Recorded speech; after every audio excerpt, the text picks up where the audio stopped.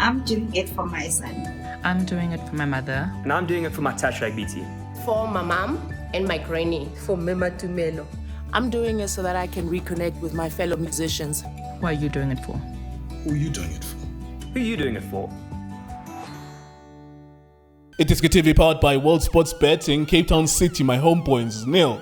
Mamelodi Sundowns 0. This means after 10 matches, Mamelodi Sundowns have not yet conceded a goal. That's quite remarkable. It's incredible. It's insane. Namhlanje, it was Dennis Onyango between Cape Town City and the Mamelodi Sundowns because Uyalazi created opportunities. He should have scored, but he did not. Junior Khanye, our analyst, for the second time today, we're here. For the second time today, it's 0-0. What did you make of the game? Yeah, I successfully Yes, sir. Singathi good evening kuwonke umuntu. Kuwonke umuntu namhlanje siyenza siyenze ngendlela different. Kuloko kunjani mfethu? Sure. Yeah. 0-0. It's a bad day, but the matches were not bad. Yeah, but it shows ku Mamelodi Sundowns ukuthi if you put the wrong lineup kuzoba ne problem. Umrena is right back since he's joined Sundowns. Uyalazi, I don't know why he was sitting outside. You can play abulungu na babu lomfana lo umdawu going kwamanye ama game. When you play other teams bona bu Skhukhune other teams nje whereby abekho computer. If you play Tinkler understand the game. If 43 ama team apha mele understand ukuthi I team abathi structured bakhuluma ngani. I'm a player Cape Town City back 4 years we back 4. Midfield to be link ne back 4 yabo. You hardly see Paul tabla apa from la middle liwela lapha. Mangabe tabla phile kuba ne support esuka la 10 from middle ibe la game namhla simple. Kule game Mamelodi Sundowns beba expose ama wing wabo. Wing back. Cape Town City has done wing make yabo ukuthi ngoba monga check middle do everything. Mkeke nomakola credit to them nalomfana lo bamkhiphile the slender whereby lomfana lo these three oyi-1 ngikhuluma ngomkeke is a defensive midfield whereby is good passer like long shot lo umjito makola upolice game i-Magnus Space attack he join usupporter mangabe kunebadlali long he support shot he also join attack 18 late ibhola emuva lilinkwa umkeke mangithi defense link ne midfield mabadlala la at the back abomorisin ilink uyalanda and then mangapha yikho on alise mo kumashikho either run come more nearer ungena phakathi bese Uyalazi run wide uya understand a stretch le defense iSundowns banenkinga ngoba ba attacka ngabantu ngama wing back makahambile lomfana lo libusa there's a hole behind him Divine no ga right mangabe umntu awambile ulibusa if he goes ngoba central Uyalazi isuka mstretchile if he goes with him kuba ne hole behind him and then kulaba expose khona space Onyango usipanile ngoba Uyalazi ukamthola ke 2 ka 3 he has worked so hard Onyango good goalkeeping from him for me is the man of the match to me ngoba njoba ngisho umakola bekune link bekakwazi ukuthi lo mfana uralani Uyalazi you understand what his name nale lo mjita beka umtantsane yeah bekadlala ka. Do you think he was sacrificed to Tanzania by playing wider? Because we know equality yake is either number 8 central midfielder or number 10 central attacking midfielder. Mina ngimdlalise front 3 bekadlala ka front forward right. Front forward right. Mara dlala ngenyawo udlala ngenyawo ka left.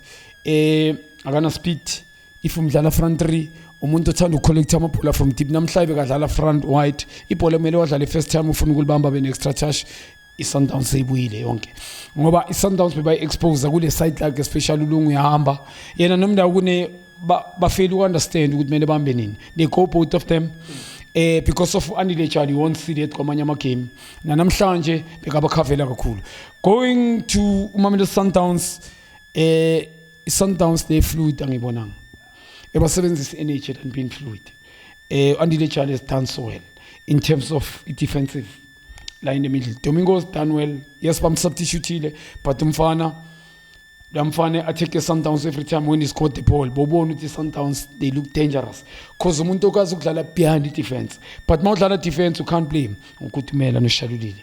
Ufuna ukuthi barani baphile off. Ukutumela, he can't move off the ball. Shalulile, he can't move off the ball. Shalulile umuntu odlala more central. Ufuna ibhola, yabona amagoli akhe most. Akusama magoli maka wide. Uza from wide, ukora more central. So mawudlala ngaye, udlala ngomshishi up front, umshishi angana speed, uGrand Magazala from in the middle, deep, amarun wakhe eze from, you understand, third man run. Mawuzofuna umshishi move, whereby udlala lapha, he must 1v1, he must go past, bypass somebody, akusumuntu aleyontole, is more a thinker.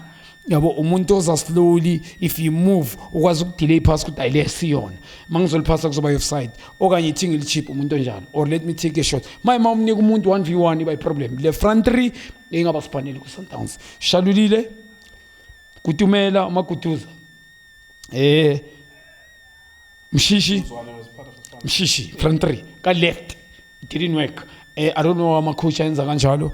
Why Mrena playing right in front of Lomfana lo why was playing, because totally right wing back Mamelodi Sundowns ola ngoba Umrena has got speed mara mangadlala kumele acabange. He need to create a space for himself. Mela take somebody on, he has to take somebody on. Final decision yakhe pass ukugcina yakhe problem. So Sundowns, they were not fluid. 3-4-3 for them today being exposed, especially kula mawing back abo. Namhla ibonakela angithi uhlala ngibuza ukuthi how do you ukona defense Sundowns. UThinkler Uyalazi. If you play namhla umbhekile wenzeni 4-3 back 4 yakhe beyazi ukuthi kumele ngidefend. Mashiko nalo mjiti mkhize lenyung no Morrison nelo yakhe Tariq Felix. Yeah.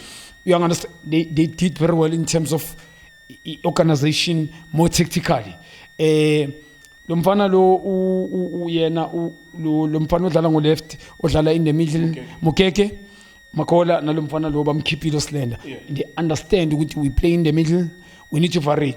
Umkeke makalidlalile ngizol support because one was playing Makola was playing on the right, because support Muska right. And I love what Makola namhla did. Into angikhuthaze ngayo energy was too much. It was 3 of them against Uchali. Ngoba mawungacheka lo mjito adomingos, you see more attacker, but when Sundowns mele ibuye bekunzima ukuthi abuye mfana ngoba mele join attack. So benzima kakhulu for Sundowns today, but why Serino was on the bench? Lo mfana Mayema, he can't sit on the bench for Kutumela for me. Even Mshishi can come here, play Serino. Fagu Mayema ufaku Serino ufake yena lo mfana ushali umjito ushali, and then udlale ngoCharlie Uchalame more defensive, and then play yena lo mfana Domingos and Mshishi more laba i2. You understand? I think Sundowns, and then ubuyisela lakhe ka left udlalise ulo ka right Umrena la ka right. So namhlanje ibonisile ukuthi once the coaches they do ama decision are wrong, iphindi ba expose ngoba MTN they were fortunate going to penalties ngoba pound to pound abantu baba mesha nguleko. You think what he's doing when he play against Sundowns, I would take a cautious, but he emphasizes the team yakutilale. We need to play, start the ball at the back, but so we need to la pants versus at speed. Pambili phakathi kunabantu aba comfortable on the ball, they're not scared. Bomkeka bomakola nalomfano slender up front the speed. Like K is working too much. Mfana, he runs off the ball. Yeah. So it's energetic, we have a problem kakhulu. And Uralan is very clever as well. Mongamcheka, he kick with both feet. Udlali half wing, left front. Moga trippy ball upamwe 18. Either he score, he take a shot, or ukwazi he run from Mashiko, or somebody from in the middle. So I love what he's doing. You understand? If you like ulo don't say defense ulibusa whoever, lomfana lo kukekana uchonze as a umuntu ujoina as the last man ukuthi aface abela ku penalty spot. So I love it, think what he's doing, compliment to him. I know he's not getting results, but Mina, if you draw or lose playing like this, it gives courage as a coach ngoba kuba ni way forward nkulewo. Yeah. There you go. That's Mamelodi Sundowns, Cape Town City 0-0 Well done to Dennis Onyango. Those were world-class saves. I thought that someone this weekend was going to score against Mamelodi Sundowns. Unfortunately, it goes on. Then, fortunately, obviously for Mamelodi Sundowns, it goes on 10 matches, 10 clean sheets, and they're top of the table. I think they lead by 4 or 5 points. Or, if no one wins behind them, the lead is extended to 6 points. iDiskiTV, Diski Times, and World Sports Betting. Thank you so much for watching us.